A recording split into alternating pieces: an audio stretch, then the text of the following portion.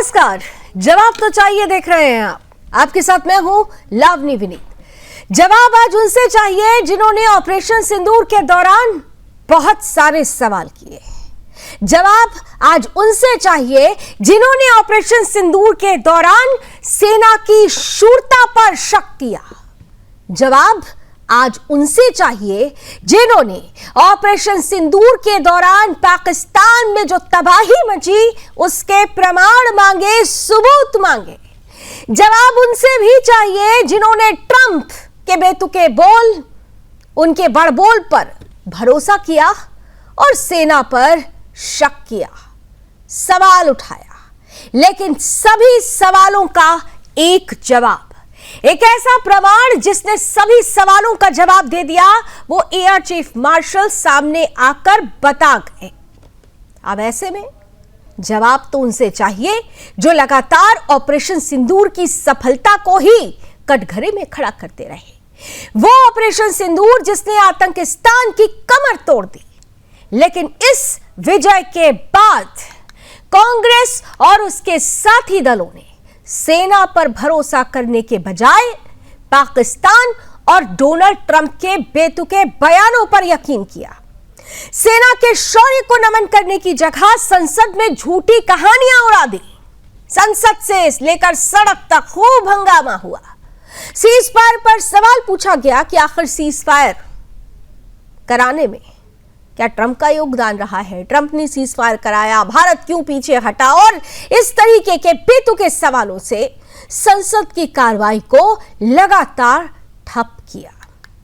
राहुल गांधी ने कहा कि सरकार ने सेना के हाथ बांध दिए, लेकिन इन सभी आरोपों का एक जवाब लेकर जब air chief martial AP Singh प्रमाणों के साथ सामने आए तो सभी तस्वीर स्पष्ट हो गई कि दरअसल जो लोग ये पूछ रहे थे कि कितने फाइटर जेट गिरे, तो वो फाइटर जेट पाकिस्तान के गिरे।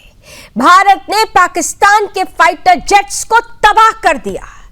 खुद ये प्रमाण लेकर जब एयर चीफ मार्शल सामने आए तो उन्होंने साफ तौर पर कहा कि सेना को पूरी छूट थी। उन्होंने कहा कि हमने दुश्मन को वही मारा जहां वो दर्द न भूल सके। तो सवाल यह है कि जब सबूत, प्रमाण, एविडेंस, साक्ष्य, ये सब कुछ, बयान और जीत, ये सब कुछ हमारे पास है, तब भी क्या ये विपक्ष का देश के खिलाफ खड़ा होना नहीं है? क्या सेना पर भरोसा करने के बजाय पाकिस्तान के नैरेटिव पर भरोसा करना देशद्रोह की श्रेणी में नहीं आता? और जो लोग सीज फायर को सरकार की कमजोरी बता रहे हैं, क्या वो ये नहीं जानते कि सीज फायर की पहल किसने की और क्यों की? इसके बारे में भी पूरी जानकारी एयर चीफ मार्शल ने दे दी। पहले air chief martial AP Singh प्रमाणों के साथ सामने आए। सीडीएस और आर्मी चीफ ने भी यह बता दिया कि सेना को पूरी छूट थी। और रक्षा मंत्री राजनाथ सिंह ने भी कह दिया कि हमने धर्म देखकर नहीं, हमने कर्म देखकर मारा है, और जैसा आतंकिस्तान का कर्म था उसके मुताबिक उसे वो नतीजा भुगतना पड़ा। तो ऐसे में आज उनसे जवाब चाहिए जो इस विजय पर, इस जीत पर, सेना के शौर्य पर सवाल उठा रहे थे। उनसे हम सवाल पूछेंगे और जवाब लेंगे कि क्यों कांग्रेस का इस तरीके का सवाल उठाना, विपक्ष का सवाल उठाना, क्या असली निशाना वाकई पाकिस्तान था या प्रधानमंत्री मोदी? कहीं आप मोदी का विरोध करते करते देश विरोध तो नहीं करने लगे? क्या विपक्ष की राजनीति में सेना सिर्फ सवालों का हथियार बन चुकी है? और क्या यह देशभक्ति है या फिर सियासी गद्दारी? इन तमाम सवालों का जवाब आज चाहिए। लेंगे जवाब, कुछ ही देर में जुड़ेंगे आज के अतिथि, कराऊंगी उनसे परिचय। लेकिन सबसे पहले देखिए किस तरीके से प्रमाणों के साथ एयर चीफ मार्शल सामने आए और तमाम आरोपों का सिर्फ एक जवाब, प्रमाण, साक्ष्य, सबूत के साथ कि नुकसान पाकिस्तान का हुआ, फाइटर जेट पाकिस्तान के गिरे, आतंकी अड्डे पाकिस्तान के निस्तानाबूद हुए, और हमने 300 किलोमीटर की दूरी से ही, यानी जमीन से आकाश में ही वो वार किया जिसका जख्म पाकिस्तान भुलाए नहीं भूलेगा। बयान देखिए। 88-90 hours of war, we were able to achieve, so much of damage to their system that it was very clear in their mind that in this current situation, if they continue, they are going to continue paying for it more and more. So they have come forward and, sent a message again through DGMO कि हम बात करना चाहते हैं, and which was accepted from our side. Mostly from, I'm talking about fighter aircraft are from S-400. We have at least 5 fighters confirmed kills and 1 large aircraft, which could be either an Elint aircraft or an AWNC aircraft, which was taken out at a distance of about 300 kilometers. This is the actually largest ever recorded surface-to-air kill that we can talk about. This is the first time which RM has also said, I think enough is enough, and all the 3 chiefs were very clear, something has to be done. And the free hand was given, of course, that you decide what is to be done. And that is the kind of a confidence with the political directions and political clarity for the first time we saw. And that's what made a difference, because we want to do a lot, but that kind of hand-holding and kind of free, no terms of restrictions, if I can say that. And that is what kind of raises up your morale. And that is how it helped our army commanders or commander-in-chiefs on ground. तो बहनों भाइयों, हम लोगों ने भी ठान लिया कि हम धर्म पूछकर किसी को नहीं मारेंगे, बदला नहीं लेंगे। हम उनका कर्म देखकर हम उनको मारेंगे बहनों भाइयों, और कर्म देखकर हम लोगों ने मारा।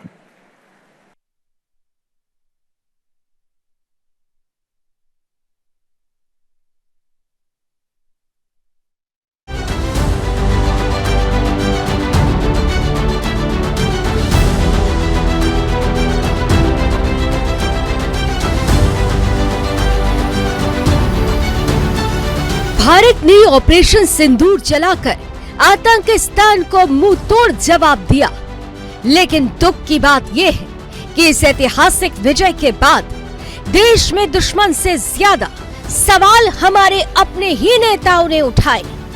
कांग्रेस समेत पूरा विपक्ष, देश के रक्षा मंत्री, विदेश मंत्री, यहां तक कि सेना के अधिकारियों पर भी भरोसा नहीं कर रहे थे। इन्हें भरोसा था तो बस डोनाल्ड ट्रंप जैसे विदेशी नेताओं के बेतुके बोल और झूठे बयानों पर।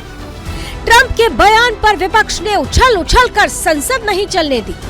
संसद में जब ऑपरेशन सिंदूर पर चर्चा रखी गई तो कांग्रेस और उसके सहयोगी दलों ने ऐसे सवाल पूछे जिन्हें कोई सच्चा देशभक्त सोच भी नहीं सकता। उन सवालों में पाकिस्तान की पैरवी साफ नजर आई। उनका मकसद सच्चाई जानना नहीं, बल्कि देश का अपमान करना और सेना के मनोबल को तोड़ना था। बावजूद इसके विदेश मंत्री, रक्षा मंत्री, गृह मंत्री ने एक एक सवाल का जवाब दिया। फिर भी कांग्रेस ने सदन का बहिष्कार किया। 29 जुलाई को मॉनसून सत्र के दौरान राहुल गांधी ने आरोप लगाया कि ऑपरेशन सिंदूर के वक्त सरकार ने सेना को बांध दिया था, जिससे रणनीतिक नुकसान हुआ। राहुल ने कहा कि पहलगाम हमले के दोषियों को दंडित करने में राजनीतिक इच्छा शक्ति का अभाव था, लेकिन air chief martial AP Singh ने यह झूठ साफ कर दिया। उन्होंने कहा, ऑपरेशन सिंदूर की सफलता ही इस बात का प्रमाण है कि राजनीतिक इच्छा शक्ति मजबूत थी और सशस्त्र बलों पर किसी भी तरह की पाबंदी नहीं थी। विपक्ष का सबसे बड़ा सवाल, सीज फायर किसके कहने पर हुआ? इस पर भी एपी सिंह ने साफ कर दिया कि पहल पाकिस्तान ने की थी। 88-90 hours of war, we were able to achieve, so much of damage to their system that it was very clear in their mind that in this current situation, if they continue, they are going to continue paying for it more and more. So they have come forward and, sent a message again through DGMO कि हम बात करना चाहते हैं, and which was accepted from our side. रक्षा मंत्री राजनाथ सिंह ने सदन में साफ कहा, हमारा एक भी फाइटर जेट नहीं गिरा। इससे पहले सीडीएस भी यही कह चुके हैं कि हमारे लिए परिणाम मायने रखते हैं। लेकिन विपक्ष को भरोसा तो ट्रंप पर था, जिसने झूठ फैलाया कि भारत के 5 फाइटर जेट गिरे। राहुल गांधी ने तुरंत सेना से सवाल दागा, कितने जहाज गिरे? कल एयर चीफ मार्शल ने साफ कर दिया कि वो फाइटर जेट दुश्मन के थे, भारत के नहीं। Mostly from, I'm talking about fighter aircraft are from S-400. We have at least 5 fighters confirmed kills and 1 large aircraft, which could be either an Elint aircraft or an AWNC aircraft, which was taken out at a distance of about 300 kilometers. This is the actually largest ever recorded surface-to-air kill that we can talk about. Army chief general Upendra Dwivedi ने भी खुलासा किया। उन्होंने कहा, हमें पूरी छूट दी गई थी। कहा गया कि आप तय करें कि क्या करना है। इस तरह का आत्मविश्वास और राजनीतिक स्पष्टता पहली बार मिली। यही हमारे मनोबल का सबसे बड़ा आधार बना। This is the first time which RM has also said, I think enough is enough, and all the three chiefs were very clear, something has to be done. And the free hand was given, of course, that you decide what is to be done. And that is the kind of a confidence with the political directions and political clarity for the first time we saw. And that's what made a difference, because we want to do a lot, but that kind of hand-holding and kind of free, no terms of restrictions, if I can say that. And that is what kind of raises up your morale. And that is how it helped our army commanders or commander-in-chiefs on ground. रक्षा मंत्री राजनाथ सिंह ने आतंकियों को उनके आकाओं को चेतावनी देते हुए कहा, पहलगाम हमले के बाद दुश्मन सोच रहा था कि भारत चुप बैठ जाएगा, लेकिन प्रधानमंत्री का संकल्प था, मुंह तोड़ जवाब देंगे। हमने तय किया कि धर्म देखकर नहीं, कर्म देखकर मारेंगे, और हमने कर्म देखकर मारा। तो बहनों भाइयों, हम लोगों ने भी ठान लिया कि हम धर्म पूछकर किसी को नहीं मारेंगे, बदला नहीं लेंगे। हम उनका कर्म देखकर हम उनको मारेंगे बहनों भाइयों, और कर्म देखकर हम लोगों ने मारा। प्रधानमंत्री नरेंद्र मोदी ने भी 2 टूक शब्दों में पाकिस्तान को एक बार फिर से चेताया कि ऑपरेशन सिंदूर में हमारे सैनिकों की ताकत पूरी दुनिया ने देखी। इसकी सफलता के पीछे टेक्नोलॉजी और मेक इन इंडिया की ताकत है, जिसमें बेंगलुरु के युवाओं का भी अहम योगदान है। आतंकवादियों के बचाव में उतरे पाकिस्तान को कुछ ही घंटों में घुटनों पर लाने की हमारी क्षमता पूरी दुनिया ने नए भारत के इस स्वरूप के दर्शन किए हैं।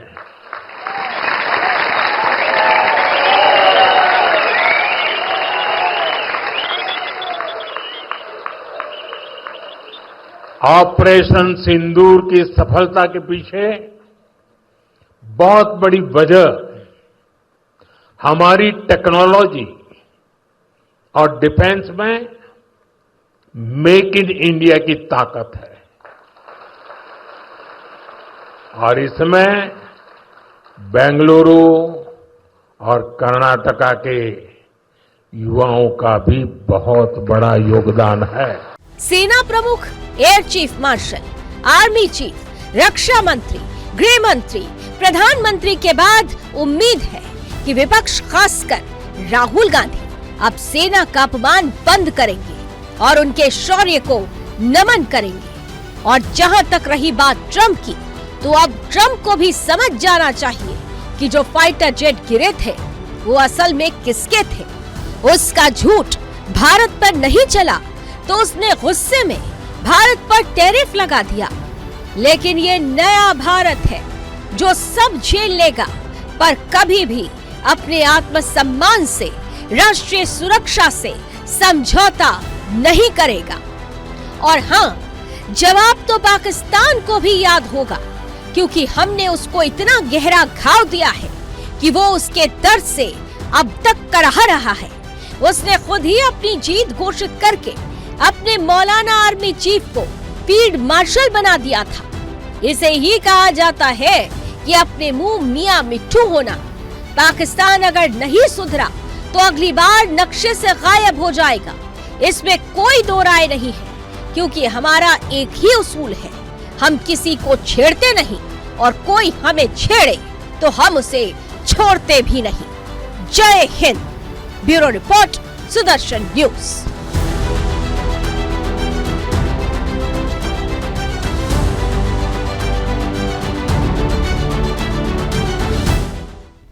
तो एक एक प्रोपेगेंडा को, एक एक फॉल्स नैरेटिव को एक बड़ा जवाब प्रमाण के साथ, तो क्या ये जवाब काफी है?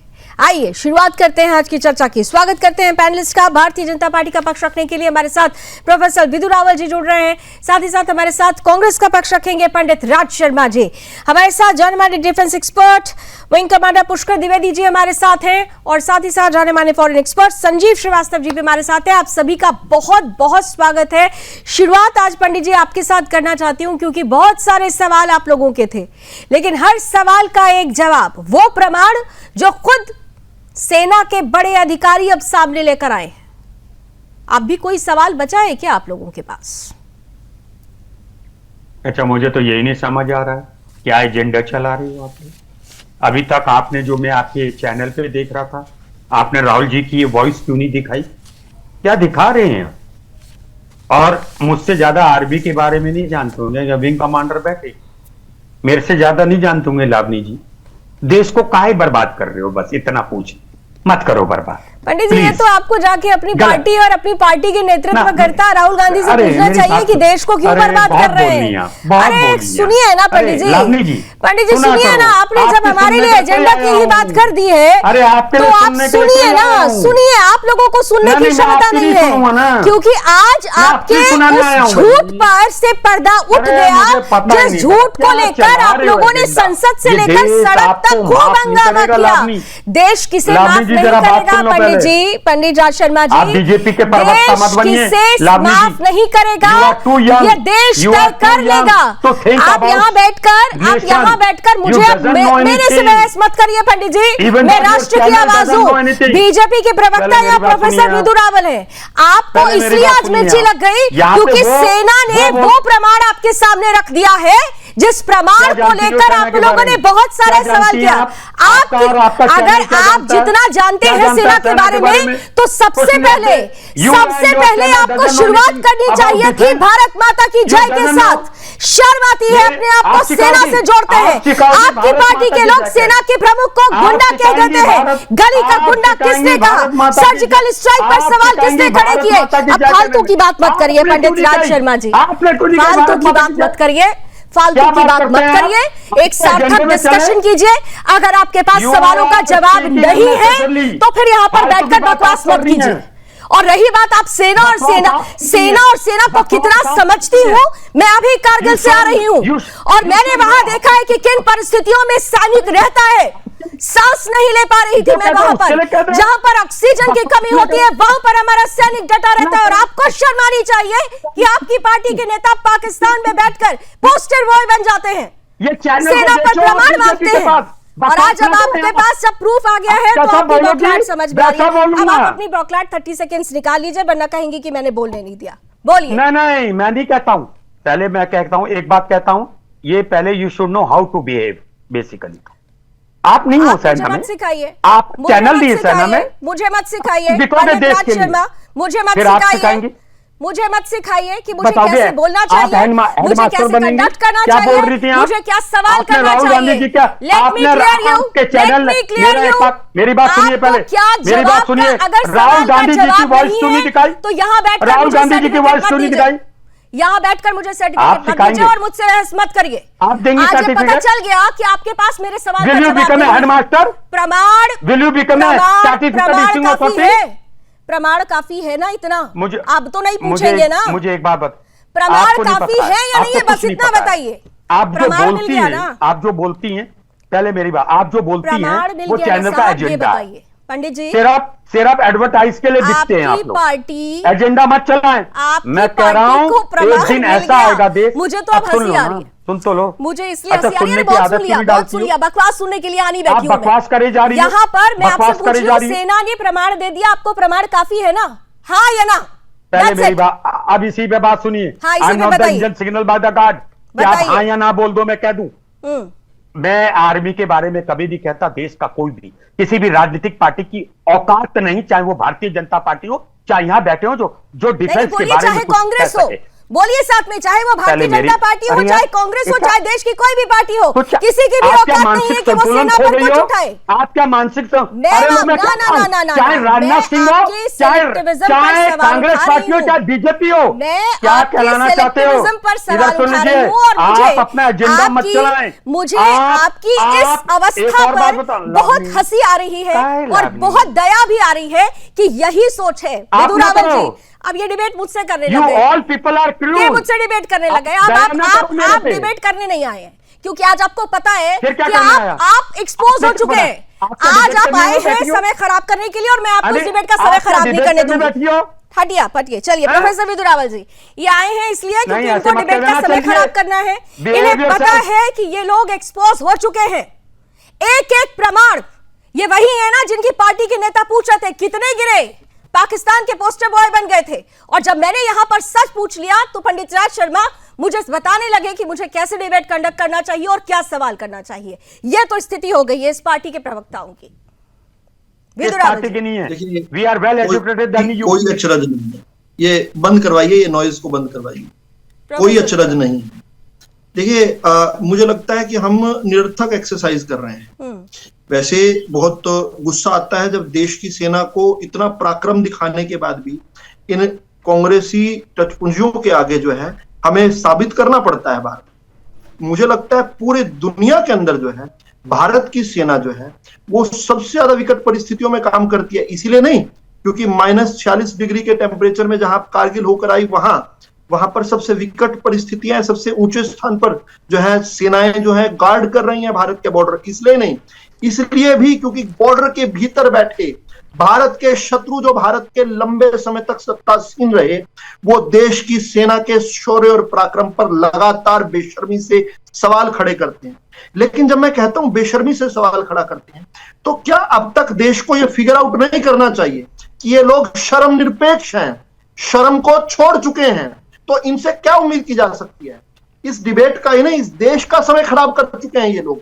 इस देश के 60-65 साल खराब किए हैं इन लोगों ने। तो अब कम से कम जो है इस देश को इनसे आगे बढ़ जाना चाहिए और बात करनी चाहिए देश के शौर्य की, भारत की सेना की शौर्य की, भारत के पराक्रम की, भारत के राजनीतिक नेतृत्व की, पॉलिटिकल विल की, जिसकी चर्चा आज हमने देखा उपेंद्र द्विवेदी जी जो देश के सेना प्रमुख हैं और air chief martial AP Singh ने कही।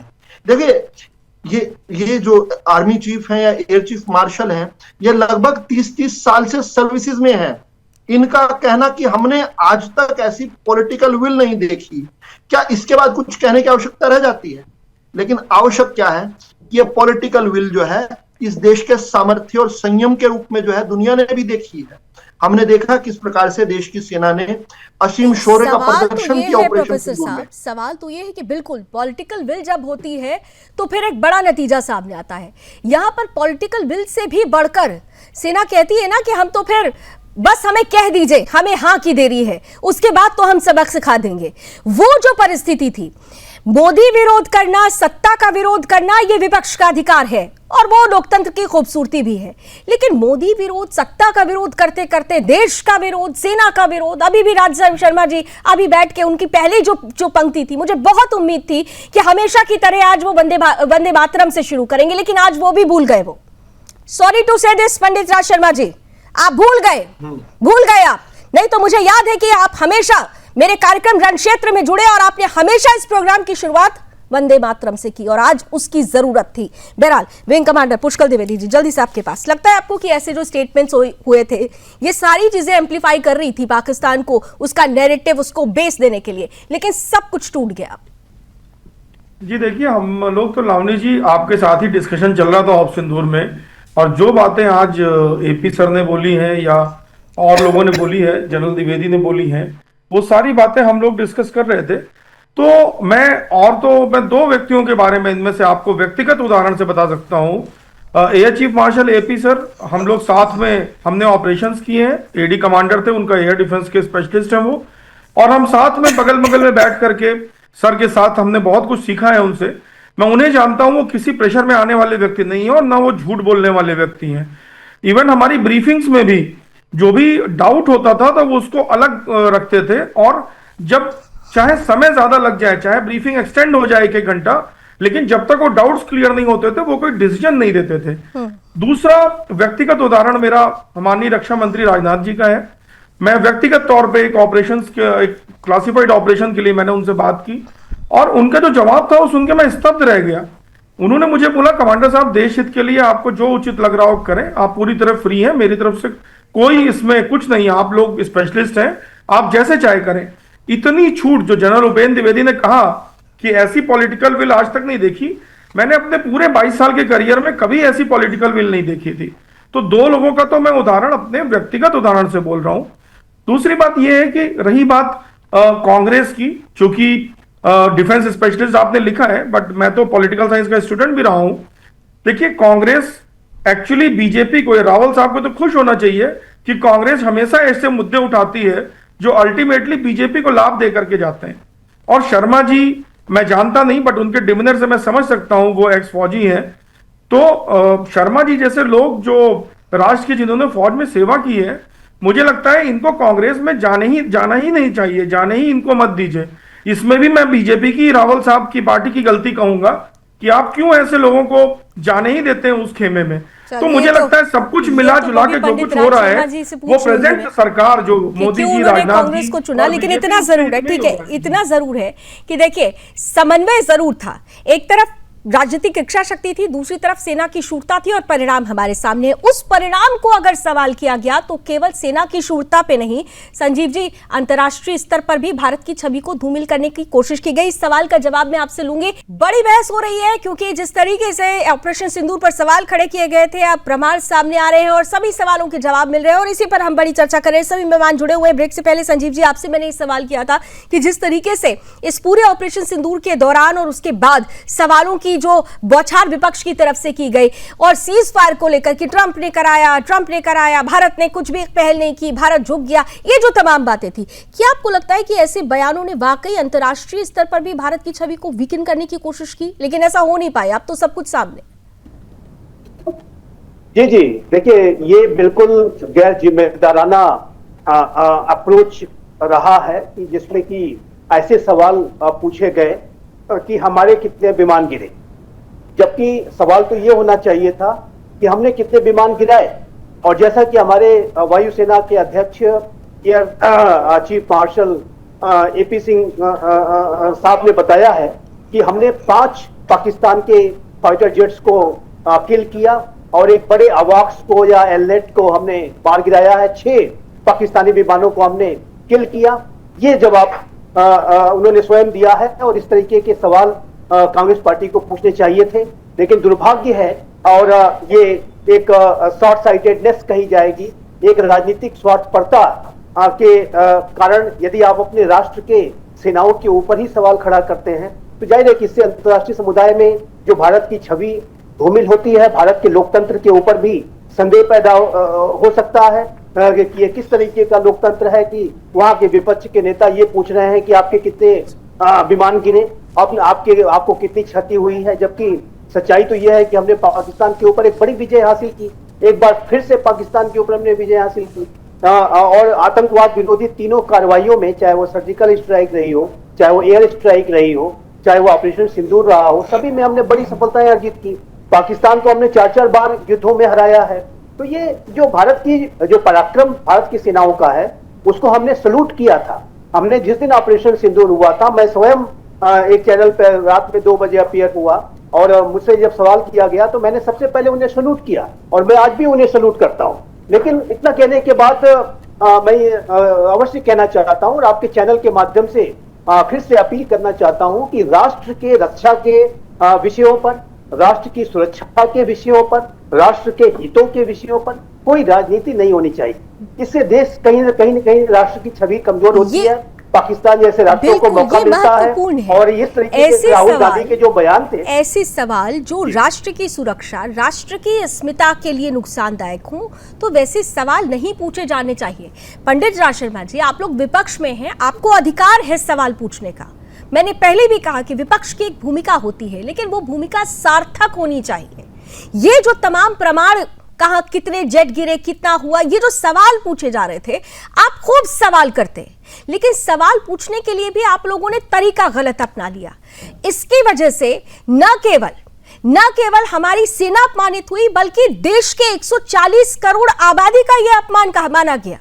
ट्रंप जैसे व्यक्ति को, जिसको कहा जाए तो हमने तो उनको पहले भी मैंने अपने डिबेट्स के दौरान कहा कि हम ट्रंप को इतना ज्यादा भाव दे भी क्यों रहे हैं, हम क्यों पूछ रहे हैं, उनकी बात पर भरोसा क्यों कर रहे हैं एक व्यापारी आदमी पर। लेकिन आप लोगों ने ऐसे व्यक्ति पर भरोसा करके सवाल पूछा, क्या ये ठीक था? क्या विपक्ष की ये भूमिका होनी चाहिए? पंडित जी बोलिए। क्या प्रधानमंत्री जी के अंदर इतनी हिम्मत नहीं है, कहते ट्रंप झूठ बोल रहे, क्या फर्क है? नहीं, ये क्या होता है गोलमाल जवाब देना? गोलमाल जवाब क्यों देना? किसी भी देश ने नहीं करा, वो कह देते। और एक और बात है, जो डिफेंस कह रही है इस पे कोई क्वेश्चन नहीं। और एक और मेरी बात सुनिए, अभी विंग कमांडर साहब कह रहे थे मेरे घर में 99% पुष्कल भाई 90 I have been in army, I am a short service commission officer, मेरे फादर कर्नल थे, मेरी 2 बहनें लेफ्टिनेंट कर्नल रिटायर हुई, मेरे एक भाई जेसीओ रिटायर हुआ। मुझे यहां पे आप बता सकते हो ना संजीव, ना लावनी, ना ये प्रवक्ता बीजेपी के। अभी इन्होंने एक और बात कही कि टच पुलियां, ये दिवालियापन कहां से है मानसिक ग्रुप का? ये बोलने का तरीका है? बात होगी किसी भी chief of the army staff में पुष्कल भाई कोई सवाल नहीं कर सकता। किस राजनीतिक पार्टी की औकात है जो आपको जितना पसीना आप एक महीने पे बहा देते, एक दिन में बहाते हो ना, राजनीतिक एमएलए 5 साल में नहीं बहाता। इसकी औकात क्या? मैं अक्सर कहता हूं, मुझे एक बात लगती है कि जहां पे हम बैठे हैं एक डिस्कस करने के लिए, वहां पे बायस नहीं होना। अब ये आदमी कह दे छोटा सा एक ये प्रोफेसर, मैं कह दावे के संग कह सकता हूं पुष्कल भाई, ये गवर्नमेंट यूनिवर्सिटी में अगर ये प्रोफेसर हो, इनकी गुलामी यही स्तर देखिए, ये स्तर होता जा रहा है कांग्रेस पार्टी का। ना ये स्तर होता जा रहा है। पंडित जी देखिए, पंडित राज शर्मा जी, जब आपके पास सवालों का जवाब नहीं होता तो आप व्यक्तिगत प्रहार करने लगते हैं, और यही आप लोगों की पार्टी के लिए जो आप लोग सेल्फ गोल जब करते हैं ना, नुकसान आप झेल रहे हैं। नहीं भाई, मैं बहुत अनभिज्ञ हूँ, आप बहुत बड़े विद्वान हैं, आप बहुत बड़े ज्ञाता हैं, लेकिन यहाँ बैठकर जिस विद्वानता को आप परिलक्षित कर रहे हैं, ये किसी प्रवक्ता की विद्वानता तो नहीं हो सकती, ये मैं जरूर कहूंगी। प्रोफेसर विधु रावल जी,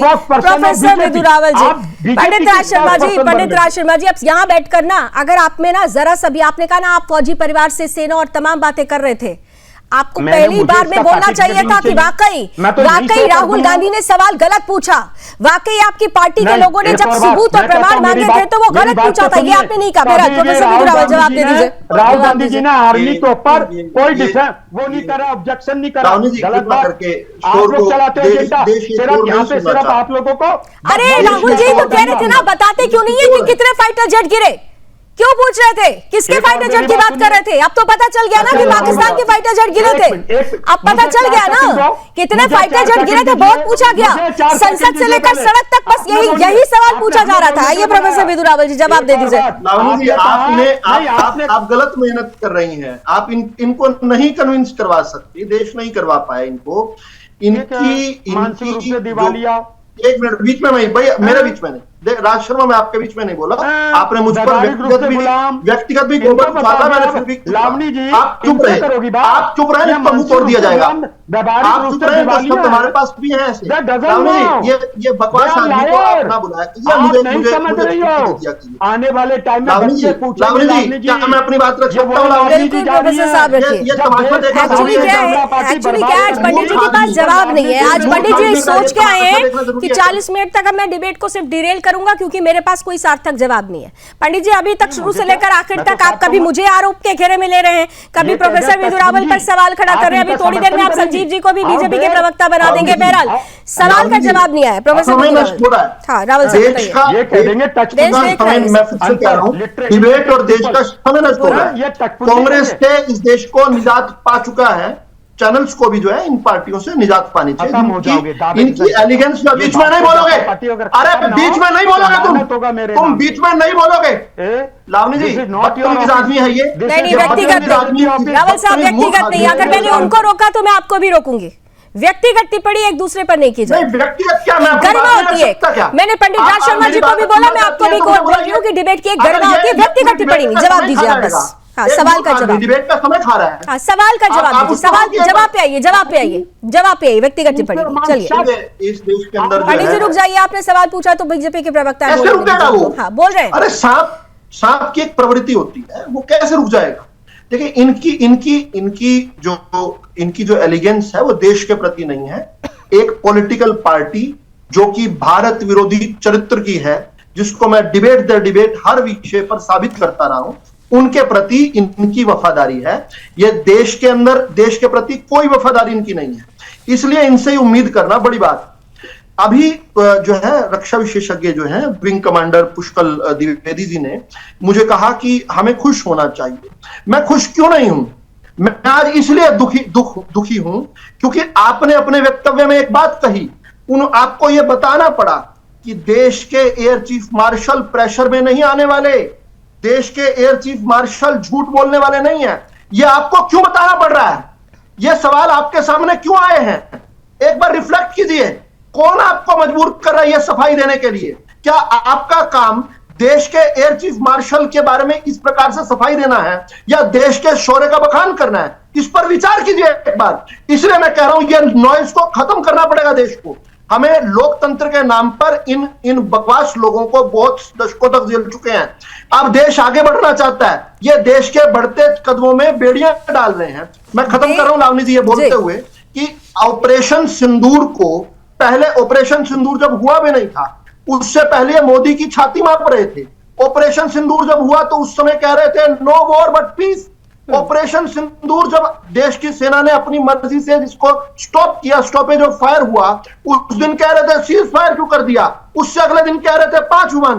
पहले दिन से मंशा क्या है, यानी ये तय है, ठीक है, ये तय है कि विपक्ष बहुत क्लियर नहीं है, लेकिन इतना जरूर है पुष्कर जी, जल्दी से 20 सेकंड 30 सेकंड में अगर जवाब दे दें कि ये जरूर है कि क्रेडिबिलिटी पर इन्होंने सवाल उठाने का प्रयास किया, लेकिन ये खुद सवालों के घेरे में आ गए। और आज जिस तरीके से प्रमाण आया है, ये प्रमाण केवल विपक्षी पार्टियों के लिए नहीं है, ये बड़ा जवाब उन देशों के लिए भी है जिन्होंने भारत को शक के घेरे में देखा था, जिन्होंने भारत और की ताकत को शक के घेरे में रख दिया था। पुष्कर जी, हमने डिस्कस पहले भी किया था कि ऑप सिंदूर के साथ ही प्रोपेगेंडा वॉरफेयर भी चल रही है, और कहीं ना कहीं इस तरह के प्रश्न जो देश के अंदर से उठते हैं उस प्रोपेगेंडा वॉरफेयर में दुश्मन की मदद करते हैं। तो बिल्कुल सही बात है, और अन्य कई देशों ने इस तरह के प्रश्न उनके उठाने के बाद उठाए। मुझे लगता है कि ये मैच्योरिटी से डील करने वाला मामला है। अगर राहुल गांधी जी एक पार्टी को रिप्रेजेंट करते हैं, नेशनल पार्टी को, जो कई साल जिसने शासन किया है, तो उनको थोड़ी मैच्योरिटी सीखने की आवश्यकता है। बिल्कुल आपने सही कहा कि राजनीतिक नेतृत्व और राजनीतिक क्षमता जिसे कहते हैं, वो क्षमता शायद अभी तक नहीं आ पाई है, और बार बार ऐसे बयान सेल्फ गोल साबित होते हैं। लेकिन इतना जरूर है कि अगर आप सेना पर सवाल खड़ा करते हैं तो आप खुद सवालों के घेरे में होते हैं। आज प्रमाण सामने है कि हमारी ताकत क्या है, हमारी सेना की ताकत क्या है, और भारत के बढ़ते कदम क्या है। बहुत बहुत धन्यवाद आप सभी का हमारे साथ जुड़ने के लिए। जवाब तो चाहिए मैं अभी बस इतना ही। देश और दुनिया की तमाम खबरों के लिए आप जुड़े रहिए सुदर्शन न्यूज के साथ। जय हिंद।